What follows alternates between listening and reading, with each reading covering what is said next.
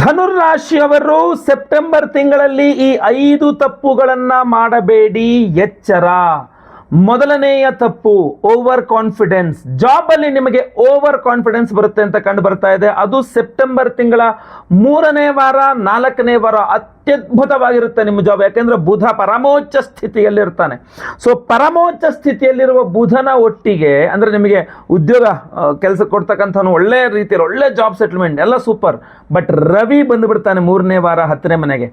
ರವಿ ಯಾವಾಗ 10ನೇ ಮನೆಗೆ ಬಂದ್ಬಿಡ್ತಾನೋ ಕಾರಕೋ ಭಾವ ನಾಶಾಯ ಅನ್ನುವ ರೀತಿಯಲ್ಲಿ ಆ ವಾಕ್ಯಕ್ಕೆ ಅನುಗುಣವಾಗಿ ಸೆಪ್ಟೆಂಬರ್ ತಿಂಗಳ 3 ಹಾಗೂ 4ನೇ ವಾರ ಜಾಬ್ ರಿಸೈನ್ ಮಾಡೋಣ, ಇದು ಬೇಡ, ಬೇರೆ ಏನಾರು ಮಾಡೋಣ, ಇಷ್ಟೆಲ್ಲ ಇದೆ. ಓವರ್ ಕಾನ್ಫಿಡೆನ್ಸ್, ನನಗೆ ಗೊತ್ತು, ನನ್ನ ಲೆವೆಲ್ ನನಗೆ ಗೊತ್ತಿಲ್ಲ, ನನ್ನ ತಾಕತ್ ನನಗೆ ಗೊತ್ತಿಲ್ವ, ನನ್ನ ನಾಲೆಡ್ಜ್ ನನಗೆ ಗೊತ್ತಿಲ್ವ, ನನ್ನ ರೀಚ್ ನನಗೆ ಗೊತ್ತಿಲ್ಲ, ಐ ಕ್ಯಾನ್ ಡು, ನಾನು ಮಾಡ್ತೀನಿ ನೋಡಿ ಹೆಂಗಾರೆ ಅನ್ನೋ ರೀತಿಯಲ್ಲಿ ಸ್ವಲ್ಪ ಓವರ್ ಕಾನ್ಫಿಡೆನ್ಸ್ ಆಗಿ 3ನೇ ಹಾಗೂ 4ನೇ ವಾರ ಜಾಬ್ ರಿಸೈನ್ ಮಾಡೋಕ್ಕೆ ಹೋಗುವಂಥದ್ದು, ಸ್ವಲ್ಪ ಉದ್ಯೋಗ ಸಂಬಂಧಿತ ಎಡವಟ್ಟುಗಳನ್ನು ನೀವು ಮಾಡಿಕೊಳ್ಳುವ ಸಾಧ್ಯತೆ ತೀರಾ ಜಾಸ್ತಿ ಇದೆ. ದಯವಿಟ್ಟು ಮಾಡಬೇಡಿ, ಎಚ್ಚರ ವಹಿಸಿ. ಪರಿಹಾರ ವಿಡಿಯೋ ಎಂಡಲ್ಲಿ ತಿಳಿಸ್ತೇನೆ. ಎರಡನೇ ತಪ್ಪು ನೀವು ಮಾಡಬಾರ್ದು ಧನುರಾಶಿಯವರು ಸೆಪ್ಟೆಂಬರ್ ತಿಂಗಳಲ್ಲಿ ಏನಪ್ಪ ಅಂತಂದರೆ ತಂದೆಯವರೊಂದಿಗೆ ಜಗಳ ಮನಸ್ತಾಪಗಳು. ಎಸ್, ನೀವು ಧನುರಾಶಿಯವರು ಖಂಡಿತವಾಗಿ ಸೆಪ್ಟೆಂಬರ್ ತಿಂಗಳ ಮೊದಲೆರಡು ವಾರಗಳಲ್ಲಿ ನಿಮ್ಮ ತಂದೆಯವರೊಟ್ಟಿಗೆ ಜಗಳ ಮನಸ್ತಾಪಗಳನ್ನು ಮಾಡುವ ಸಾಧ್ಯತೆ ಇದೆ. ನಿಮ್ಮ ಮೇಲೆ ಅವರಿಗೆ ಬೇಸರವಾಗಿ ನಾನು ನನ್ನ ಮಕ್ಕಳಿಗೆ ಇಷ್ಟೆಲ್ಲ ಮಾಡ್ತಾ ಇದ್ದೇನೆ, ಅವರು ನನಗೆ ಏನೋ ಪ್ರತಿಫಲ ರೂಪದಲ್ಲಿ ಇದನ್ನು ಕೊಡ್ತಾ ಇದ್ದಾರೆ, ಹೀಗೆ ಮಾತಾಡ್ತಾ ಇದ್ದಾರೆ, ಹೀಗೆ ಮಾಡ್ತಾ ಇದ್ದಾರೆ ಅನ್ನುವ ಬೇಸರ, ಅದು ಪಿತೃಶಾಪವಾಗ್ತದೆ. ಯಾಕಂದರೆ ನಿಮ್ಮ ತಂದೆಯವರು ಕಣ್ಣಲ್ಲಿ ನೀರು ಹಾಕಿದ್ರೆ ಅದು ನಿಮಗೇ ತೊಂದರೆ. ಸೊ ಅದರಿಂದ ದಯವಿಟ್ಟು ಈ ವಿಚಾರದಲ್ಲಿ ಬಹಳ ಯೋಚನೆ ಮಾಡಿ, ತಂದೆಯವರನ್ನ ತುಂಬ ಚೆನ್ನಾಗಿ ನೋಡ್ಕೊಳ್ಳಿ. ನಿಮ್ಮ ತಂದೆಯವರು ನಿಮಗೆ ಏನು ಕೊಟ್ಟರು, ಏನು ಮಾಡಿದ್ರು, ಏನು ಬಿಟ್ಟರು ಅದನ್ನು ನೆನಪು ಮಾಡ್ಕೊಳ್ಳೋಕೆ ಹೋಗ್ಬೇಡಿ. ಕರ್ತವ್ಯ ಮಗನಾಗಿ ಮಗಳಾಗಿ ನೀವೇನು ಮಾಡಬೇಕು ಮಾಡಿ. ಜೊತೆಗೆ ಸ್ವಲ್ಪ ತಂದೆಯವರ ಆರೋಗ್ಯವು ಹಾಳಾಗಬಹುದು, ಸ್ವಲ್ಪ ಹಾಳಾಗುವತ್ತ ಸಾಗುತ್ತಾ ಇದೆ ಅಂತ ಕಂಡು ಬರ್ತಾ ಇದೆ. ಇದು ಆರಂಭ, ಸ್ಟಾರ್ಟಿಂಗ್ ಪಾಯಿಂಟಲ್ಲಿದೆ. ಸೊ ಇನ್ನು ಮುಂದೆ ಪೂರ ಹಾಳಾದ ಮೇಲೆ ನೀವು ಆರೋಗ್ಯ ಸರಿ ಮಾಡಿಸೋದಕ್ಕಿಂತ ಈಗಲೇ ಅವ್ರಿಗೊಂದ್ಸಲ ಮೆಡಿಕಲ್ ಚೆಕಪ್ ಆದಿಗಳನ್ನ ಮಾಡಿಸ್ಕೊಳ್ತಕ್ಕಂಥದ್ದು ತುಂಬ ಒಳ್ಳೆಯದು. ದಯವಿಟ್ಟು ಎಚ್ಚರ ವಹಿಸಿ. ಮೂರನೇ ತಪ್ಪು, ಇದನ್ನೂ ಸಹ ನೀವು ಮಾಡಬಾರದು, ಮಾಡಿಬಿಡ್ತೀರಾ ಧನುರಾಶಿಯವರು ಈ ಒಂದು ಸೆಪ್ಟೆಂಬರ್ ತಿಂಗಳಿಗೋಸ್ಕರ. ಏನಪ್ಪ ಅಂತಂದರೆ ಫ್ರೆಂಡ್ಸ್ ಜೊತೆಗೆ ಜಗಳ ಮಾಡಿಬಿಡ್ತೀರಾ. ನಿಮ್ಮ ಫ್ರೆಂಡ್ ಬಹಳ ಒಂದು ದೊಡ್ಡ ಎಂತ ಹೇಳ್ತೀವಿ, ದೊಡ್ಡ ಸಾಧನೆಯನ್ನು, ದೊಡ್ಡ ಏನೋ ಒಂದು ಅವಕಾಶ ಏನೋ ಸಿಗುತ್ತೆ ನಿಮ್ಮ ಸ್ನೇಹಿತನಿಗಾಗಿರಬಹುದು, ಬಾಳ ಸಂಗಾತಿಗಾಗಿರಬಹುದು, ನಿಮ್ಮ ಗಂಡ ಅಥವಾ ನಿಮ್ಮ ಹೆಂಡತಿಗಾಗಿರಬಹುದು, ಅಥವಾ ನಿಮ್ಮ ಕ್ಲೋಸ್ ಫ್ರೆಂಡ್ಗಾಗಿರಬಹುದು. ಅವ್ರಿಗೇನೋ ಒಂದು ಅನುಕೂಲ ಆಗುತ್ತೆ ಅವರಿಗೆ. ಅಂದರೆ ಅವರಿಗೇನೋ ಪ್ರಮೋಷನ್ ಸಿಗ್ಬೋದು, ಅಥವಾ ಅವ್ರಿಗೇನೋ ಅಧಿಕಾರ ಸಿಗ್ಬೋದು, ಅವ್ರಿಗೇನೋ ಒಂದು ಸ್ಪೆಷಲ್ ಏನೋ ಒಂದು ಸಿಗುತ್ತೆ ಅವರಿಗೆ. ಅದನ್ನು ನೀವು ನೋಡಿ ಸೀದಾ ಹೋಗಿ ನಿಮಗೆ ಇಷ್ಟು ಸಿಕ್ಕಿದೆಯಲ್ಲ, ನನಗೆ ಇದನ್ನು ಮಾಡಿಕೊಡಿ, ನನಗೆ ಇದನ್ನು ಮಾಡಿಕೊಡು, ನನಗೆ ಇದನ್ನು ಕೊಡು, ನನಗೆ ಅದನ್ನು ಕೊಡು ಅಂತ ನೀವು ಕೇಳ್ತೀರಾ ಅವ್ರನ್ನ. ಅವರು ನಿಮಗೆ ಆಗಲ್ಲ, ಈಗಾಗಲ್ಲ, ಮಾಡಿಕೊಡಲ್ಲ ಅಂತಲ್ಲ, ಮಾಡಿಕೊಡ್ತೀನಿ ಬಟ್ ಸ್ವಲ್ಪ ಟೈಮ್ ಕೊಡು, ಆಮೇಲೆ ಮಾಡಿಕೊಡ್ತೀನಿ ಅಂತಲೋ ಏನೋ ಹೇಳ್ತಾರೆ ನಿಮಗೆ ಅವರು.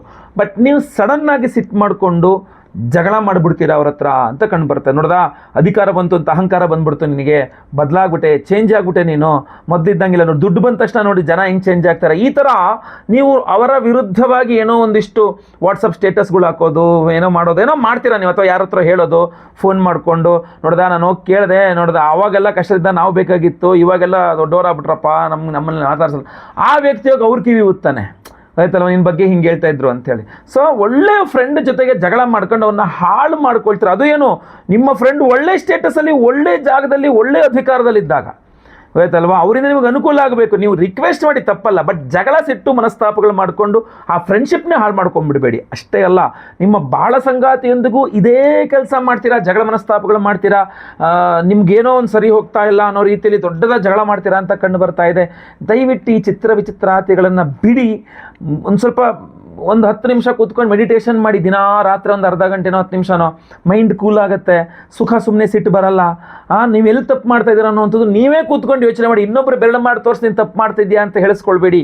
ನೀವೇ ಕೂತ್ಕೊಂಡು ನೀನು ತಪ್ಪು ಮಾಡ್ತಾ ಇದ್ದೀನಾ ಇಲ್ವಾ, ಎಷ್ಟು ತಪ್ಪು ಮಾಡ್ತಿದ್ದೀನ ಸ್ವಲ್ಪ ಅಂದಾಜಿಸಿ ನೋಡಿ, ಖಂಡಿತವಾಗಿ ಸರಿ ಹೋಗುತ್ತೆ. ನಿಮ್ಮನ್ನು ನೀವು ಕಂಟ್ರೋಲ್ ಮಾಡ್ಕೊಳ್ಳೋಕ್ಕೆ ಬೇಕಾಗಿರೋ ಅದ್ಭುತವಾದ ಪ್ರಸಾದ ವಿಡಿಯೋ ಎಂಡಲ್ಲಿ ಹೇಳ್ತೀನಿ, ಅದ್ಭುತವಾದ ಪರಿಹಾರ ಇದೆ. 4ನೇ ಎಚ್ಚರಿಕೆ, ಧನುರಾಶಿಯರು ಈ ತಪ್ಪನ್ನು ಸಹ ನೀವು ಮಾಡಬಾರದು. ಆದರೆ ನೀವು ಮಾಡುವಂಥ ಸಾಧ್ಯತೆಗಳು ತೀರಾ ಜಾಸ್ತಿ ಕಂಡು ಬರ್ತಾ ಇದೆ. ದಯವಿಟ್ಟು ಮಾಡಬೇಡಿ. ನೀವು ಪ್ರಯಾಣಾದಿಗಳಿಗೆ ತುಂಬ ಅವಕಾಶಗಳು ಸಿಗುತ್ತೆ, ಆದರೆ ನನ್ನ ಪ್ರಕಾರ ನೀವು ಪ್ರಯಾಣ ಮಾಡಬಾರದು. ಅಂದರೆ ದೂರ ದೂರ ಹೋಗ್ತಕ್ಕಂಥ ಅವಕಾಶಗಳು, ದೂರ ಪ್ರಯಾಣ. ಸುಮ್ಮನೆ ರೀ ಗುರುಗಳೇ, ನನಗೆ ಅಪರೂಪದಲ್ಲಿ ಅವ್ರು ಕರ್ಕೊಂಡು ಹೋಗ್ತೀನಿ ಅಂತ ಹೇಳಿದರೆ ನಾನು ಹೊರಟು ಬಿಡ್ತೀನಿ, ಅವ್ರು ಬಾ ಅಂತ ಹೇಳಿದರೆ ನಾನು ಹೊರಟು ಬಿಡ್ತೀನಿ, ಅವರು ಏನೋ ದುಡ್ಡು ಕೊಡ್ತೀನಿ ಅಂತ ಹೇಳಿದರೆ ನಾನು ಹೊರಟು ಬಿಡ್ತೀನಿ, ನಾನೇ ಬೈಕ್ ತೊಗೊಂಡೋಗ್ತೀನಿ, ಕಾರ್ ತೊಗೊಂಡೋಗ್ತೀನಿ, ಬಸ್ಸಲ್ಲಿ ಹೋಗ್ತೀನಿ, ಅಲ್ಲಿ ಹೋಗ್ತೀನಿ, ಇಲ್ಲಿ ಹೋಗ್ತೀನಿ. ನೀವು ಅಂದರೆ ಧನುರಾಶಿಯವರು ಸೆಪ್ಟೆಂಬರ್ ತಿಂಗಳಲ್ಲಿ ಮಾಡುವಂತಹ ಪ್ರಯಾಣಗಳಲ್ಲಿ ಸಮಸ್ಯೆಗಳು ಜಾಸ್ತಿ ಇದೆ. ಅವಘಡಗಳು, ಆಕ್ಸಿಡೆಂಟ್ಸ್ ಅಂತೀವಲ್ಲ, ಆ ಯೋಗ ಫಲಗಳು ಜಾಸ್ತಿ ಇದೆ. ಹಾಗೂ ಹೋದ ಕೆಲಸ 50% ಆಗುತ್ತೆ, 50% ಆಗಲ್ಲ. ಸೊ ಆದ್ದರಿಂದ ಆ ತರಹದ ಒಂದು ಸಮಸ್ಯೆಗಳನ್ನು ಇಟ್ಟುಕೊಂಡು ನೀವು ಮುಂದುವರಿತಕ್ಕಂಥದ್ದು ನನ್ನ ಪ್ರಕಾರ ಸರಿಯಲ್ಲ. ಆಮೇಲೆ ನಿಮಗೆ ಬಿಟ್ಟಂಥ ವಿಚಾರ, ಯೋಚನೆ ಮಾಡ್ಕೊಳ್ಳಿ. 5ನೇ ಎಚ್ಚರಿಕೆ, ಈ ತಪ್ಪನ್ನು ಸಹ ಧನುರಾಶಿಯವರು ಮಾಡಬಾರದು. ಆದರೂ ಸಹ ನೀವು ಮಾಡ್ತೀರಾ ಅಂತ ಸ್ಪಷ್ಟವಾಗಿ ಕಂಡು ಬರ್ತಾ ಇದೆ. ಏನಪ್ಪ ಅದು ಅಂದರೆ ಸಾಲ. ನಿಮಗೆ ಸಿಕ್ಕಾಪಟ್ಟೆ ಸಾಲ ಸಿಗುತ್ತೆ, ಒಳ್ಳೆ ಸಾಲ ಸಿಗುತ್ತೆ, ಅನಾವಶ್ಯಕ ಆದರೂ ಸಹ ನೀವು ಮಾಡಿಬಿಡ್ತೀರ. ಅದು ಬಹಳ ಸಮಸ್ಯೆದಾಯಕ ವಿಚಾರ. ಸಾಲ ಸಿಗುತ್ತೆ, ಲೋನ್ ಖಂಡಿತ ಸಿಗುತ್ತೆ, ಅದ್ರ ಬಗ್ಗೆ ಏನು ದೊಡ್ಡ ವಿಚಾರ ಅಲ್ಲ. ನಾನು ಶುಭ ವಿಚಾರಗಳು ಹೇಳಿದ್ದೀನಿ ಅನ್ಸುತ್ತೆ, ಬಹುಶಃ ಲೋನ್ ಸಿಗುತ್ತೆ ನಿಮಗೆ ಅಂಥೇಳಿ. ಸೊ ಲೋನ್ ಸಿಗುವುದು ವಿಚಾರ ವಿಶೇಷ ಅಲ್ಲ, ಆದರೆ ನಿಮಗೆ ಸಿಗೋ ಲೋನು ನೀವು ಎಷ್ಟರ ಮಟ್ಟಿಗೆ ನಿಮಗೆ ಅದರ ಅವಶ್ಯಕತೆ ಇದೆ, ಎಷ್ಟು ಮಟ್ಟಿಗೆ ಅದು ನೀವು ಬಳಸ್ಕೊಳ್ತೀರಾ, ಎಷ್ಟು ಮಟ್ಟಿಗೆ ಅದು ಸರಿಯಾಗಿ ವಿನಿಯೋಗ ಆಗುತ್ತೆ ಅನ್ನೋಂಥದ್ದು ಇಂಪಾರ್ಟೆಂಟು. ಈ ಸಾಲನೂ ಮಾಡಿದ್ರಿ, ಕೆಲಸನೂ ಆಗಲಿಲ್ಲ, ಸಾಲ ಮಾಡಿದ್ರಿ, ಬರೋ ದುಡ್ಡನ್ನ ಬೇರೆ ಏನೇನಕ್ಕೋ ಕೆಲಸಕ್ಕೆ ಖರ್ಚಾಗೋಯಿತು, ಈಗ ಆ ಕೆಲಸನೂ ಆಗಲಿಲ್ಲ, ಹಾಗೆ ಉಳಿದೋಯ್ತು, ದುಡ್ಡು ಇನ್ನೂ ಬೇಕು, ಸಾಲ ಕೂಡ ಆಗೋಗಿದೆ, ಬಡ್ಡಿ ಬೇರೆ ಕಟ್ಟಬೇಕು, ಅಸಲೇ ಇಲ್ಲ ಇಲ್ಲಿ. ಈ ಥರದ ಚಿತ್ರ ಪರಿಸ್ಥಿತಿಗಳನ್ನು ತಂದುಕೊಳ್ಬೇಡಿ ದಯವಿಟ್ಟು. ಸಿಗುತ್ತೆ ಅಂತ ಸುಮ್ಮನೆ ಸಾಲ ಮಾಡಬೇಡಿ, ಅದೇ ನೀವು ಮಾಡುವ ಬಹಳ ದೊಡ್ಡ ತಪ್ಪು. ದಯವಿಟ್ಟು ಆ ತಪ್ಪನ್ನು ಮಾಡೋಕ್ಕೆ ಹೋಗಬೇಡಿ. ಯಾವುದೇ ಸಾಲ ಮಾಡೋಕ್ಕಿಂತ ಮುಂಚೆ ಅದರ ಅವಶ್ಯಕತೆಗಳು, ನಂತರದ ಪರಿಸ್ಥಿತಿಗಳು ಎಲ್ಲ ಯೋಚನೆ ಮಾಡ್ಕೊಳ್ಬೇಕಾದ ಅನಿವಾರ್ಯತೆ ಇದೆ. ನಿಮ್ಮ ಮನಸ್ಸನ್ನು ಕಂಟ್ರೋಲ್ ಮಾಡ್ಕೊಂಡ್ರೆ ಎಲ್ಲ ಸರಿ ಹೋಗುತ್ತೆ. ನಿಮ್ಮ ಶರೀರ ರಕ್ಷಣೆ ಮಾಡಿಕೊಂಡ್ರೆ, ಶರೀರಕ್ಕೆ ಯಾವುದೇ ನೆಗೆಟಿವ್ ಎನರ್ಜೀಸ್ ಹೋಗ್ದಿರಂಗೆ ನೋಡಿಕೊಂಡ್ರೆ ಖಂಡಿತವಾಗಿ ಅನುಕೂಲ ಆಗುತ್ತೆ. ಅದಕ್ಕೋಸ್ಕರ ಅದ್ಭುತವಾದಂತಹ ಪರಿಹಾರ ಮಾಡಿ ವಿಶೇಷ ಪ್ರಸಾದವನ್ನು ಕೊಡ್ತಾ ಇದ್ದೇವೆ, ಅದ್ರ ಬಗ್ಗೆಯೂ ಸಹ ನೀವು ತಿಳ್ಕೊಳ್ಬೇಕು. ಆಗಸ್ಟ್ 28ನೇ ತಾರೀಕು ಶುಕ್ರವಾರ ಹುಣ್ಣಿಮೆಯ ದಿವಸ ನಮ್ಮ ಯಾಗಶಾಲೆಯಲ್ಲಿ ಬಹಳ ವಿಶೇಷವಾಗಿರತಕ್ಕಂಥ ದೇವತಾರಾಧನೆಗಳನ್ನು ನಿಮ್ಮೆಲ್ಲರ ಸಮಸ್ಯೆಗಳ ಪರಿಹಾರಕ್ಕೆ ಹಾಗೂ ಶ್ರೇಯೋಭಿವೃದ್ಧಿಗಾಗಿ ಮಾಡ್ತಾ ಇದ್ದೇವೆ. ಶ್ರಾವಣ ಮಾಸ ಅಂತಂದಾಗ ಮಹಾಲಕ್ಷ್ಮಿ ಆರಾಧನೆ ಮಾಡ್ತಕ್ಕಂಥದ್ದು ಎಲ್ಲರಿಗೂ ಸಹ ರೂಢಿಯಲ್ಲಿರ್ತಕ್ಕಂಥದ್ದು. 21ನೇ ತಾರೀಕು ಒಂದಿಷ್ಟು ಜನ ಮಾಡ್ತಾರೆ, ಈ ಹುಣ್ಣಿಮೆ ದಿವಸನೂ ಕೆಲವರು ಜನ ಮಾಡ್ತಾರೆ. ಬಟ್ ನಾವು ನಮ್ಮ ಯಾಗಶಾಲೆಯಲ್ಲಿ 28ನೇ ತಾರೀಕು ಹುಣ್ಣಿಮೆಯ ದಿವಸವೇ ವರಮಹಾಲಕ್ಷ್ಮಿ ಹೋಮವನ್ನೇ ಸಹ ನಾವು ಮಾಡ್ತಾ ಇದ್ದೇವೆ. ಬಹಳ ವಿಶೇಷವಾಗಿರ್ತಕ್ಕಂಥ ದೇವತಾರಾಧನೆ, ವರಮಹಾಲಕ್ಷ್ಮಿಯ ಒಂದು ಆರಾಧನೆ. ಅದರ ಜೊತೆಯಲ್ಲಿ ಬಹಳ ಮುಖ್ಯವಾಗಿ ಅವತ್ತು ಚಂದ್ರಗ್ರಹಣ ಸಂಭವಿಸ್ತಾ ಇರೋದ್ರಿಂದ ನಾವು ಸಹಸ್ರ ಚಂದ್ರ ಶಾಂತಿ ಹೋಮವನ್ನು ಸಹ ಮಾಡ್ತಾ ಇದ್ದೇವೆ. ಸಹಸ್ರ ಚಂದ್ರ ಶಾಂತಿ ಹೋಮ, ವರಲಕ್ಷ್ಮಿ ಹೋಮದ ಜೊತೆಯಲ್ಲಿ ಸಂತಾನ ಗೋಪಾಲಕೃಷ್ಣ ಹೋಮ, ಆಶ್ಲೇಷ ಬಲಿ ಪೂಜೆ, ಸರ್ಪಶಾಂತಿ ಹೋಮ, ಗುರು ಶಾಂತಿ ಹೋಮ, ಶನಿ ಶಾಂತಿ ಹೋಮ, ಹೀಗೆ ನವಗ್ರಹ ಶಾಂತಿ ಹೋಮಗಳ ಸಹಿತ ವಿಶೇಷವಾದ ದೇವತಾರಾಧನೆಗಳನ್ನು ಶ್ರಾವಣ ಮಾಸದ ಹುಣ್ಣಿಮೆಯ ದಿವಸವೇ ಮಾಡ್ತಾ ಇದ್ದೇವೆ. ಆ ಚಂದ್ರಗ್ರಹಣದ ಸಂಬಂಧಪಟ್ಟಂತಹ ವಿಡಿಯೋಗಳನ್ನು ಸಹ ನಾನು ಮುಂದೆ ಮಾಡಲಿದ್ದೇನೆ. ಬಟ್ ಅವತ್ತು ಸಹಸ್ರ ಚಂದ್ರ ಶಾಂತಿ ಹೋಮವನ್ನು ಮಾಡಿ ಈ ವಿಶೇಷವಾದ ಸಪ್ತಚಕ್ರ ಬ್ರೇಸ್ಲೆಟ್ ಅನ್ನ ನೀಲಮೇಘವರ್ಣಿಕಾ ರತ್ನಗಳೊಟ್ಟಿಗೆ 7 ವಿಧದ ವಿಶೇಷವಾಗಿರತಕ್ಕಂತಹ ಉಪರತ್ನಗಳಿದೆ. ಇದರಲ್ಲಿ ನಿಮ್ಮ ಆರೋಗ್ಯ ಬಾಧೆ ಪರಿಹಾರ ಮಾಡೋದ್ರಿಂದ ಹಿಡಿದು, ನಿಮ್ಮ ಆರ್ಥಿಕ ಬಾಧೆಗಳ ಪರಿಹಾರ ಮಾಡೋದ್ರಿಂದ ಹಿಡಿದು, ಭೂಮಿ ವ್ಯವಹಾರಗಳು ಅಥವಾ ಎಲ್ಲ ಸಮಸ್ಯೆಗಳಿಗೆ ಪರಿಹಾರ, ವಿವಾಹ ದಾಂಪತ್ಯಾದಿ ವಿಚಾರಗಳಿಗೆ ಸಮಸ್ಯೆಗೆ ಪರಿಹಾರ ಆದಿಗಳಿಂದ ಹಿಡಿದು ಎಲ್ಲ ಸಮಸ್ಯೆಗಳಿಗೆ ಪರಿಹಾರಕ್ಕೆ ಈ ಸಪ್ತಚಕ್ರ ಬ್ರೇಸ್ಲೆಟ್ ಜೊತೆಗೆ ನಾನು ಆಗಲೇ ಮುಂದೆ ಹೇಳಿದಂತೆ ಈ ನಮ್ಮ ಶರೀರದಲ್ಲಿರ್ತಕ್ಕಂಥ ನೆಗೆಟಿವಿಟಿ ನಿವಾರಣೆ ಆಗಬೇಕು, ಆರಾ ಕ್ಲೆನ್ಸಿಂಗ್, ನಮ್ಮ ಸೂಕ್ಷ್ಮ ಶರೀರದ ಶುದ್ಧೀಕರಣ ಹಾಗೂ ರಕ್ಷಣೆಗೋಸ್ಕರವೂ ಸಹ ಈ ಒಂದು ಸಪ್ತಚಕ್ರ ಬ್ರೇಸ್ಲೆಟ್ ತುಂಬ ಚೆನ್ನಾಗಿ ಹೆಲ್ಪ್ ಮಾಡಲಾಗುತ್ತೆ.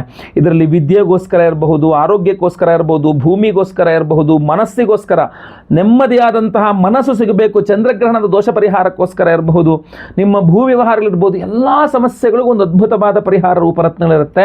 ಇದನ್ನು ನಾವು ಅವತ್ತಿನ ದಿವಸ 20ನೇ ತಾರೀಕು ಅದನ್ನು ಎನರ್ಜೈಸ್ ಮಾಡಿ ನಾವು ನಿಮಗೆ ಸ್ಪೀಡ್ ಪೋಸ್ಟಲ್ಲಿ ಕಳಿಸ್ಕೊಡ್ತಾ ಇದ್ದೇವೆ. ಸೊ ದಯವಿಟ್ಟು ಸಂಕಲ್ಪ ಸೇವೆಗೆ ಹೆಸರು ಕೊಟ್ಕೊಳ್ಳೋರು ಸ್ಕ್ರೀನ್ ಕಾಣುವಂಥ ನಂಬರ್ಗೆ ನಿಮ್ಮ ಹೆಸರು, ಗೋತ್ರ ಗೊತ್ತಿದ್ರೆ, ನಕ್ಷತ್ರ ಗೊತ್ತಿದ್ರೆ ಹಾಗೂ ನಿಮ್ಮ ರಾಶಿ ಹಾಗೂ ನಿಮ್ಮ ವಿಳಾಸ ಏನೂ ಗೊತ್ತಿಲ್ಲ ಅಂದರೆ ಹೆಸರು ವಿಳಾಸ ಕಳಿಸರು ಸಹ ಸಾಕಾಗ್ತದೆ. ನೀವು ನಮ್ಮ ಸಂಕಲ್ಪ ಸೇವೆಗೆ ರಿಜಿಸ್ಟರ್ ಮಾಡ್ಕೊಳ್ಳಿ ಹಾಗೂ ಹಾಗೂ ಆವತ್ತಿನ ದಿವಸ ಬೆಳಗ್ಗೆ ಲೈವಲ್ಲಿ ನಿಮ್ಮ ಹೆಸರು ಸಂಕಲ್ಪ ಆಗುತ್ತೆ. ಎಲ್ಲ ಹೋಮಗಳನ್ನು ನೀವು ಲೈವ್ ನೋಡ್ತೀರಾ. ಹಾಗೂ ವಿಶೇಷವಾಗಿರತಕ್ಕಂತಹ ಹೋಮಗಳ ಭಸ್ಮ, ನಾಗಾರಾಧನೆ, ಅರಿಶಿನ ಸಹಿತ ಈ ವಿಶೇಷವಾದಂತಹ ಸಪ್ತಚಕ್ರ ಬ್ರೇಸ್ಲೆಟ್ ನಿಮಗೆ ಸ್ಪೀಡ್ ಪೋಸ್ಟ್ ಮೂಲಕ ನಾವು ಕಳಿಸ್ಕೊಡ್ತೇವೆ. ನಿಮ್ಮ ಕೈ ಸೇರಿದ ನಂತರ ಇದನ್ನು ನೀವು ಕೈಯಲ್ಲಿ ಧಾರಣೆ ಮಾಡಿಕೊಳ್ಳಬಹುದಾಗಿರ್ತದೆ. ಹಾಗೂ ಎಲ್ಲ ಹೋಮಗಳ ಭಸ್ಮ, ನಾಗಾರಾಧನೆ, ಅರಿಶಿನವನ್ನು ಹಣೆಯಲ್ಲಿ ನೀವು ಇಟ್ಕೊಳ್ಬಹುದಾಗಿರ್ತದೆ. ಇದನ್ನು ಬಲಗೈಯಲ್ಲೂ ಧಾರಣೆ ಮಾಡ್ಕೊಳ್ಬಹುದಿಲ್ಲ, ಎಡಗೈಯಲ್ಲಿ ಕೂಡ ನೀವು ನಿಮ್ಮ ಅನುಕೂಲವಾಗುವಂತಹ ನಿಮ್ಮ ಕೈ ನೀವು ಧಾರಣೆ ಮಾಡ್ಕೊಳ್ಳೋದು ಬಹಳ ಮುಖ್ಯ. ಹಾಗೂ ಈ ಸಪ್ತಚಕ್ರ ಬ್ರೇಸ್ಲೆಟಿಂದ ಬಹಳಷ್ಟು ಅನುಕೂಲಗಳಾಗಲಿದೆ. ಹಾಗೂ ಚಂದ್ರಗ್ರಹಣದ ಪರ್ವ ದಿನದಂದು ಲಕ್ಷ್ಮೀ ಸಹಿತವಾಗಿ ಆರಾಧನೆ ಮಾಡ್ಕೊಳ್ಳೋದ್ರಿಂದ ಬಹಳ ವಿಶೇಷವಾದ ಪವರ್ ಇದೆ. ದಯವಿಟ್ಟು ಸಂಕಲ್ಪ ಸೇವೆಗೆ ಹೆಸರು ಕೊಟ್ಕೊಳ್ಳಿ, ಮಿಸ್ ಮಾಡ್ಕೊಳ್ಬೇಡಿ ಈ ಚಾನ್ಸನ್ನು. ಹೆಚ್ಚಿನ ಮಾಹಿತಿಗಾಗಿ ನಮ್ಮ ನಂಬರ್ಗಳಿಗೆ ವಾಟ್ಸಪ್ ಅಥವಾ ಕರೆ ಮಾಡಿ ದಯವಿಟ್ಟು. ಖಂಡಿತ ಒಳ್ಳೆಯದಾಗಲಿ. ವಿಡಿಯೋ ಇಷ್ಟದ ದಯವಿಟ್ಟು ಲೈಕ್ ಮಾಡಲಿಕ್ಕೆ ಮರಿಬೇಡಿ. ಪ್ರತಿಯೊಬ್ಬರಿಗೂ ವಿಡಿಯೋ ರೀಚ್ ಆಗಬೇಕು. WhatsApp, Facebook, messenger, Telegram, Instagram ಎಲ್ಲ ಕಡೆ ಸಾಮಾಜಿಕ ಜಾಲತಾಣಗಳಲ್ಲಿ ವಿಡಿಯೋನ ಶೇರ್ ಮಾಡಲಿಕ್ಕೆ ದಯವಿಟ್ಟು ಮರಿಬೇಡಿ. ನೀವು ಸಬ್ಸ್ಕ್ರೈಬ್ ಮಾಡ್ಕೊಳ್ಳಿ, ದಯವಿಟ್ಟು ಕಡೆ ಸಬ್ಸ್ಕ್ರೈಬ್ ಅಂತ ಬಟನ್ ಇರುತ್ತೆ, ಸಬ್ಸ್ಕ್ರೈಬ್ ಮಾಡ್ಕೊಂಡು ಬೆಲ್ ಬಟನ್ ಹೊತ್ಕೊಂಡು ಆಲ್ ಅಂತ ಮಾಡ್ಲಿಕ್ಕೆ ದಯವಿಟ್ಟು ಮರಿಬೇಡಿ. ಮುಂದಿನ ವಿಡಿಯೋದಲ್ಲಿ ಮತ್ತೆ ಪುನಃ ಸಿಗ್ತೇನೆ. ಎಲ್ಲರಿಗೂ ಸಹ ಒಳ್ಳೆಯದಾಗಲಿ. ಲೋಕ ಸಮಸ್ತ ಸುಖಿನೋ ಭವಂತು. ನಾರಾಯಣ ನಾರಾಯಣ ನಾರಾಯಣ.